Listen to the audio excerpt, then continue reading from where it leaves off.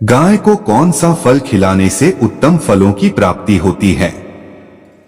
दोस्तों, एक समय की बात है, देवर्षि नारद भगवान शिव के दर्शन करने के लिए कैलाश पर्वत की ओर निकल पड़ते हैं। तभी उन्हें रास्ते में अनेक गाय दिखाई पड़ती हैं और गायों के साथ अनेक शेर भी घूम रहे होते हैं। दो विपरीत पशुओं को एक साथ देखकर उन्हें बड़ा विस्मय हुआ। तभी उन्हें एक मनुष्य दिखाई पड़ता है जो गायों के साथ खड़ा है और उन्हें भोजन करा रहा है। देवर्षि नारद उस मनुष्य के पास जाते हैं और पूछने लगते हैं, हे विप्र, यह कौन सा प्रदेश है? यह स्थान बड़ा ही विचित्र दिखाई पड़ रहा है। गाय और शेर एक साथ घूम रहे हैं, दोनों को एक दूसरे का भय नहीं है। तब वह मनुष्य कहता है मुनिवर, यह कैलाश पर्वत है, यहाँ पर भगवान शिव की बड़ी माया फैली हुई है, इसी कारण से यहाँ पर कोई हिंसा नहीं करता है। शिव की माया से ही इस दुर्गम प्रदेश में सभी पशुओं को उत्तम भोजन की प्राप्ति हो रही है। यह बात सुनकर देवर्षि नारद भगवान शिव से मिलने के लिए उनके स्थान पर जाते हैं। देवर्षि को देखकर भगवान शिव कहते हैं, आइए देवर्षि, कैलाश में आपका स्वागत है। आज किस प्रयोजन से कैलाश पर आपका आगमन हुआ है? देवर्षि कहते हैं, हे भोलेनाथ, मन में आपके दर्शन करने की इच्छा हुई तो चला आ गया। आपके दर्शन करने मात्र से ही सभी कष्ट समाप्त होते हैं। प्रभु भगवान शिव कहते हैं, हे देवर्षि, फिर भी आपके मन में कोई ना कोई शंका तो अवश्य होगी, इसीलिए आप निसंकोच होकर पूछिए। देवर्षि कहते हैं, हे भोलेनाथ, आप तो सब कुछ जानते हैं, फिर भी पूछ रहे हैं। यदि दास को आज्ञा दे तो पूछने की चेष्टा करता हूँ। हे भोलेनाथ, आप तो पशुपतिनाथ हैं, इसीलिए आप समस्त प्राणियों के रहस्य जानते हैं। आज मैं आपके पास गौ माता के महात्म को सुनने के लिए आया हूँ। गौ माता को सबसे अधिक प्रिय चीज कौन सी है तथा उन्हें कौन सी वस्तु खिलाने से मनुष्य के दुख दूर होते हैं? भगवान शिव कहने लगते हैं, हे देवर्षि, आपने समस्त मानव जाति के कल्याण हेतु उत्तम प्रश्न किया है। इस प्रश्न का उत्तर देने से पूर्व मैं आपको इससे जुड़ा एक प्राचीन इतिहास कथा सुनाता हूँ। इस प्राचीन कथा के माध्यम से आपकी सभी शंकाओं का समाधान हो जाएगा, इसीलिए आप इस कथा को ध्यान से पूरा सुनिए। जो भी इस कथा का श्रवण करता है उसके समस्त पापों का नाश होता है, उसे दुर्गम से दुर्गम स्थान में उत्तम फल की प्राप्ति होती है। देवर्षि कहते हैं, हे भोलेनाथ, आपके मुख से इस कथा को सुनना मेरा परम सौभाग्य है। कृपया आप इस कथा को अवश्य कहिए। मैं इसे ध्यान पूर्वक सुनूंगा और इसका प्रचार करूंगा। फिर भगवान शिव नारद जी को कथा सुनाने लगते हैं। हे देवर्षि, पूर्व काल की बात है, पृथ्वी लोक पर एक अत्यंत दुर्गम मरुस्थल है। उस मरु प्रदेश में कोई भी मनुष्य प्राणी जीवित नहीं रह सकता। वह प्रदेश प्राणियों के लिए भय उत्पन्न करने वाला तथा अत्यंत दुष्कर है। वहां पर कोई भी मनुष्य प्राणी निवास नहीं कर सकता। उस स्थान पर केवल प्रेतों का ही वास रहता है। वहां की भूमि तपी हुई गर्म बालू से भरी रहती है। उस स्थान पर बड़े बड़े सर्प निवास करते हैं जो अत्यंत दुष्ट और भयंकर है। उस मरु प्रदेश में सूखे हुए और थोड़ी छाया वाले वृक्ष ही उगते हैं। शमी, खैर, पलाश, करील, तीलू आदि प्रकार के वृक्ष ही उस स्थान पर रहते हैं। कांटों से भरे हुए यह वृक्ष अत्यंत भयंकर दिखाई पड़ते हैं। उन पर कोई फल नहीं उगते हैं, इसी कारण से कोई प्राणी वहां पर जीवित नहीं रह पाते। उस स्थान पर केवल पाप करने वाले प्रेत और पिशाच ही निवास करते हैं। यमराज के द्वारा कष्ट भोगने के लिए उस स्थान पर उन्हें छोड़ा जाता है। भूख और प्यास से व्याकुल होकर वे प्रेत उस निर्जन स्थान पर भटकते रहते हैं। उस मरुस्थल में बहुत थोड़ी वर्षा होती है। आकाश में बादल भी कम ही दिखाई पड़ते हैं। पीने के लिए कहीं पर भी जलाशय नहीं होता है। भूमि पर जो जल गिरता है वह भी तुरंत ही अदृश्य हो जाता है। फिर एक दिन एक बनिया अपने साथियों के साथ उस निर्जन स्थान की ओर चलने लगता है।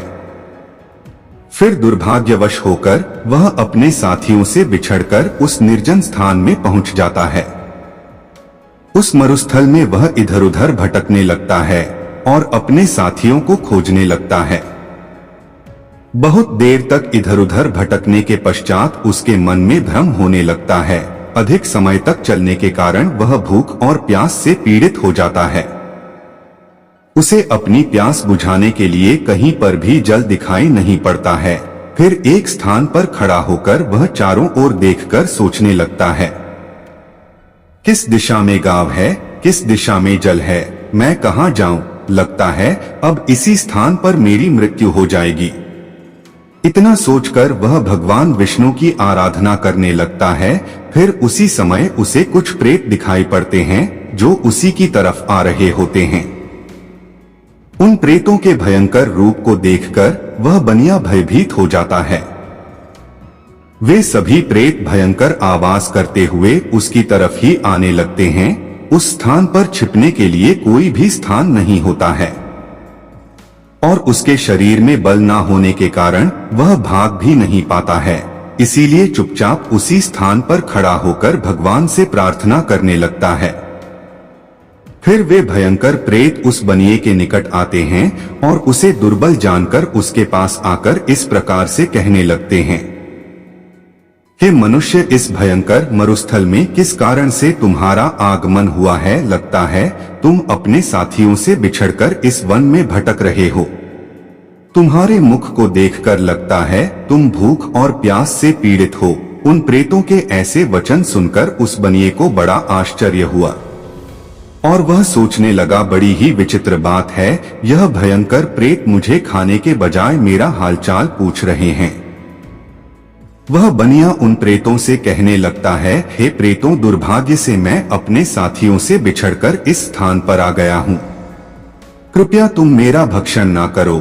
मैं भगवान विष्णु का भक्त हूँ। इस समय मैं भूख और प्यास से व्याकुल हो रहा हूँ। तब उस प्रेत ने कहा, हे मनुष्य, तुम चिंता मत करो, हम तुम्हारा भक्षण नहीं करेंगे। भगवान की कृपा से हमें इस मरुस्थल में भी उत्तम भोजन की प्राप्ति होती है। इस प्रकार से कहकर उस प्रेत ने अचानक से एक टोकरी प्रकट की जिसमें नाना प्रकार के व्यंजन और जल रखा हुआ था। वह प्रेत उस बनिए से कहने लगता है, हे मनुष्य, लो, इस टोकरी से अन्न लेकर तुम ग्रहण करो। उस टोकरी में रखे हुए व्यंजनों को देखकर वह बनिया बहुत प्रसन्न हुआ और उसने तुरंत ही उस टोकरी में से अन्न लिया और उसे जल्दी जल्दी खा लिया। उस अन्न को खाकर बनिए की भूख शांत हुई और वह संताप से रहित हो गया और उस प्रेत को प्रणाम करते हुए कहने लगा, हे प्रेतों, तुम्हारा धन्यवाद है, आज तुमने मेरी भूख और प्यास मिटाई है। फिर उस प्रेत ने अन्य प्रेतों को भी भोजन करने के लिए कहा। सभी प्रेतों ने उस टोकरी में बचा हुआ भोजन भी खा लिया। फिर वह की टोकरी अचानक से अदृश्य हो गई। इस विचित्र घटना को देखकर उस बनिए को बड़ा आश्चर्य हुआ। तब उस बनिए ने उस प्रेत राज से कहा, हे भाई, इस वन में मुझे यह बड़े आश्चर्य की बात प्रतीत हो रही है। इस वन में ना फल के पेड़ है, ना नदी है और ना सरोवर है। फिर भी तुम्हें इतना सुंदर और स्वादिष्ट भोजन कहाँ से प्राप्त होता है? तुम कौन हो और इस वन में किस कारण से तुम लोग भटक रहे हो? कृपया मुझे विस्तार से तो तुम्हारा सारा वृतांत सुनाओ। फिर वह प्रेत कहने लगा, हे मनुष्य, मैं तुम्हें मेरे पूर्व जन्म के बारे में बताता हूँ, इसीलिए तुम इसे ध्यानपूर्वक सुनो। पूर्व जन्म में मैं मध्य देश में रहता था। मैं बहुत ही धनवान सेठ था। मेरे पास किसी चीज की कोई कमी नहीं थी। मैंने व्यापार करके बहुत सारा धन इकट्ठा किया था, किंतु उस नगर में मेरे जितना दुरात्मा दूसरा कोई नहीं था।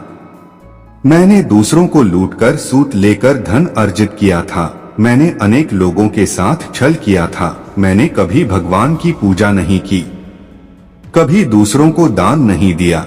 उसी समय में मेरे एक गुणवान ब्राह्मण मित्र थे जो सदैव मेरे हित की बात किया करते थे। उन्होंने मुझे कई प्रकार का महत्वपूर्ण ज्ञान दिया था। धन की रक्षा के लिए उन्होंने अनेक उपाय भी बताए। फिर एक दिन मैं उनके साथ तापी नदी के तट पर गया। उस स्थान पर मैंने उनके साथ उस नदी में स्नान किया। वहां पर एक प्राचीन आश्रम था जहां पर अनेक गाय बंधी हुई थी। अपने मित्र की बात मानकर मैंने उन गायों को एक टोकरी भर केले के फल खिलाए और फिर लौटकर अपने घर चला आ गया। कुछ समय के पश्चात देवयोग से मेरी मृत्यु हो गई। मृत्यु के बाद मुझे यम के 2 दूत लेने के लिए आ गए और वे मुझे पकड़कर यमराज के पास लेकर गए।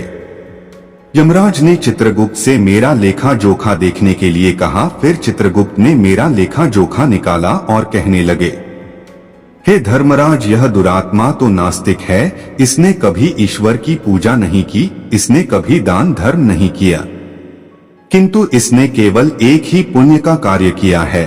इसके गायों को केले के फल खिलाए हैं, बस इतना ही इसका पुण्य है। चित्रगुप्त की बात सुनकर यमराज ने अपने दूतों को आदेश देकर मुझे प्रेत बनाकर इस दुर्गम प्रदेश में डालने के लिए कहा। नास्तिक और दुरात्मा लोगों को प्रेत बनाकर इस दुर्गम प्रदेश में डाल दिया जाता है, किंतु मेरे द्वारा केवल एक ही पुण्य का काम हुआ था। मैंने गाय को टोकरी भरकर केले का फल खिलाया था। इसी पुण्य के कारण से मुझे इस भयंकर दुर्गम स्थान में भी एक टोकरी भरकर स्वादिष्ट भोजन प्राप्त होता है। प्रेतों को ऐसा भोजन नहीं मिलता है। प्रेतों का भोजन अत्यंत घृणित और दुर्गंधि युक्त होता है, किंतु मेरे पुण्य के कारण यहाँ पर निवास करने वाले प्रेतों को भी उत्तम भोजन की प्राप्ति होती है। इसी कारण से इन्होंने मुझसे अपना प्रधान बना दिया। यहाँ पर निवास करने वाले सभी प्रेत दुरात्मा है। इन्होंने अनेक पाप किए हैं। देवालय से धन की चोरी की है, पराई स्त्रियों से संबंध बनाए हैं तथा स्वामी के साथ द्रोह किया है। इसी पाप के कारण यह सभी प्रेत बने हैं। भगवान विष्णु परमात्मा है और आप भगवान विष्णु के परम भक्त दिखाई पड़ते हैं, इसीलिए आपके इस स्थान पर आने से मेरी मुक्ति हो जाएगी और मुझे उत्तम गति प्राप्त होगी, परंतु मेरे बगैर यह सभी प्रेत इस मरुस्थल में कष्ट भोगेंगे। इसीलिए आप मुझ पर कृपा करके मेरे इन सभी प्रेत मित्रों की मुक्ति के लिए उपाय कीजिए। हे मनुष्य, मैंने हिमालय पर्वत की एक गुफा में खजाना छिपाया है। आप उस खजाने को प्राप्त करके इन प्रेतों की मुक्ति के लिए इनका श्राद्ध तथा तर्पण आदि कार्य करो। इतना कहकर वह प्रेत अदृश्य हो जाता है और उसे मुक्ति मिल जाती है। फिर वह बनिया हिमालय पर गया और उसने वहां पर उस प्रेत के द्वारा बताया गया खजाना प्राप्त किया और फिर वह गया तीर्थ में प्रेतों की मुक्ति के लिए श्राद्ध करने के लिए चला गया। वहां पहुंचकर उस बनिए ने उन प्रेतों के लिए श्राद्ध करना आरंभ किया। जिस दिन वह जिस प्रेत का श्राद्ध करता, वह प्रेत रात को उसके सपने में आकर उसे दर्शन देता और कहता है, हे महाभाग, तुम्हारी कृपा से मैंने परम गति को प्राप्त हो रहा हूँ, तुम्हारा धन्यवाद है। इस प्रकार से अनेक दिनों तक उस बनिए ने वहां पर सभी प्रेतों के लिए श्राद्ध किया और सभी प्रेत एक एक करके उसके सपने में आकर उसे दर्शन देने लगे और सभी प्रेतों को मुक्ति प्राप्त हुई। फिर वह बनिया अपने घर पर लौट आया और भगवान विष्णु की भक्ति करने लगा। तदनंतर दीर्घ काल के बाद उस बनिए की मृत्यु हुई और वह भी परम दुर्लभ धाम वैकुंठ को चला गया। महादेव कहते हैं, हे देवर्षि, इस प्रकार से मैंने आपको गाय को केले का फल खिलाने का महत्व सुना दिया है। जो मनुष्य नित्य गाय की सेवा करता है, उसे केले का फल खिलाता है, उसे उत्तम गति की प्राप्ति होती है। गायों के 6 अंग गोबर, मूत्र, दुग्ध, दधी और घृत यह अत्यंत पवित्र और शुद्धि के साधन भी हैं। गोबर से बिल्व वृक्ष उत्पन्न हुआ, जिसमें मेरा ही वास होता है। गोबर से ही कमल के बीज उत्पन्न हुए हैं। गोमूत्र से गुग्गुल की उत्पत्ति हुई है, जो देखने में प्रिय और सुगंधि युक्त है। जो सभी देवों का आहार है, संसार में मूलभूत गो दुग्ध से उत्पन्न है। सभी मांगलिक पदार्थ दही से उत्पन्न है। घी से अमृत उत्पन्न होता है, जो देवों की तृप्ति का साधन है। गाय से ही यज्ञ प्रवृत्त होता है। गौ माता के शरीर में 33 कोटि देवी देवताओं का निवास होता है। गाय एक अत्यंत पवित्र, निर्मल, शांत, निष्पाप जीव है। अथर्ववेद में इसे संसार का पालन पोषण करने वाली कामधेनु माता कहा गया है। इसके दर्शन मात्र से मनुष्य के हजारों पाप नष्ट हो जाते हैं। इसीलिए कभी इस निष्पाप गौ माता पर अत्याचार नहीं करना चाहिए। गाय को कभी मारना नहीं चाहिए और कभी उन्हें कष्ट नहीं देने चाहिए। गाय को मारना शास्त्रों में सबसे बड़ा पाप माना गया है। जो मनुष्य गाय की निस्वार्थ भाव से सेवा करेगा वह सुख समृद्धि प्राप्त करेगा। जो स्त्री रसोई में बनी पहली रोटी गौ माता को खिलाएगी वह सदा सुहागिन और सौभाग्यशाली रहेगी। जो लोग अपने घर में गाय से प्राप्त पंचगव्य को घर में रखेगा उसके घर में कभी दुख दरिद्रता नहीं आएगी। जो व्यक्ति प्रतिदिन किसी न किसी तरह से गौ माता की सेवा करता है वह सबसे अधिक पुण्यवान बन जाता है। शास्त्रों में गौ माता को मां लक्ष्मी का रूप माना गया है, इसीलिए उनकी पूजा करने से दरिद्रता दूर होती है। प्राचीन काल से ही गौ माता की सेवा और संरक्षण करने की परंपरा चली आ रही है। कई ऋषि मुनि अपनी कुटिया में गायों का पालन करते थे तथा राजा महाराज गायों का दान करते थे। गायों के दान को सबसे बड़ा दान कहा गया है। गाय का दान करने से सभी जन्मों के पाप नष्ट हो जाते हैं और मनुष्य को मोक्ष की प्राप्ति होती है। गौ माता के दर्शन करना बहुत शुभ होता है। शास्त्र कहते हैं रोज सुबह गाय के दर्शन होने से पुण्य की प्राप्ति होती है और सुबह गोबर के दर्शन होने से लक्ष्मी की प्राप्ति होती है। अगर किसी महत्वपूर्ण कार्य के लिए जा रहे हैं और अचानक ही गौ माता आपके रास्ते में आ जाती है तो वह कार्य निश्चित ही सफल हो जाता है। किसी भी यात्रा पर निकलते समय अगर गौ माता के दर्शन हो जाएं, तो वह यात्रा सुखपूर्वक पूर्ण हो जाती है, इसमें संशय नहीं है। अगर घर में धन की समस्या है तो गुरुवार के दिन गाय को केले का फल खिलाना चाहिए, इससे दरिद्रता दूर होती है। गौ माता के पीठ पर एक उभरा हुआ कुबड़ होता है, उस कुबड़ में सूर्य केतु नाड़ी होती है। जब भी द्वार पर गौ माता पधारे तो इस कुबड़ को एक बार जरूर स्पर्श करें। इससे जीवन से सभी रोगों का अंत होगा और धन संपत्ति की प्राप्ति होगी। शास्त्रों में कहा गया है जो मनुष्य तन मन धन से गौ माता की सेवा करता है वह मृत्यु के बाद वैतरणी नदी को गौ माता की पूंछ पकड़कर पार कर लेता है। उस व्यक्ति की अकाल मृत्यु नहीं होती है और उसे मोक्ष की प्राप्ति होती है। जिस व्यक्ति के भाग्य की रेखा सोई हुई है, अगर वह व्यक्ति अपनी हथेली पर गुड़ रखकर गौ माता की जीभ से चटाता है तो उसकी सोई हुई भाग्य रेखा खुल जाती है और उसका दुर्भाग्य सौभाग्य में परिवर्तित हो जाता है। इस प्रकार से महादेव ने देवर्षि नारद जी को गाय को फल खिलाने का महत्व सुना दिया। फिर देवर्षि भगवान शिव को बारंबार प्रणाम करने लगते हैं और उनका धन्यवाद देते हुए कहते हैं, हे भोलेनाथ, आपने गाय की सेवा का महात्म्य सुनाकर मुझ पर बड़ा उपकार किया है। मैं इस कथा का तीनों लोकों में प्रचार करूंगा। इतना कहकर देवर्षि चले जाते हैं। तो दोस्तों, आपको यह कथा कैसी लगी कमेंट करके अवश्य बताएं और यदि इस चैनल शर्मा स्टोरी नंबर 1 पर नए हैं तो चैनल को सब्सक्राइब कर वीडियो को लाइक एवं शेयर जरूर करें और कमेंट बॉक्स में हर हर महादेव, जय गौ माता जरूर लिखें। धन्यवाद।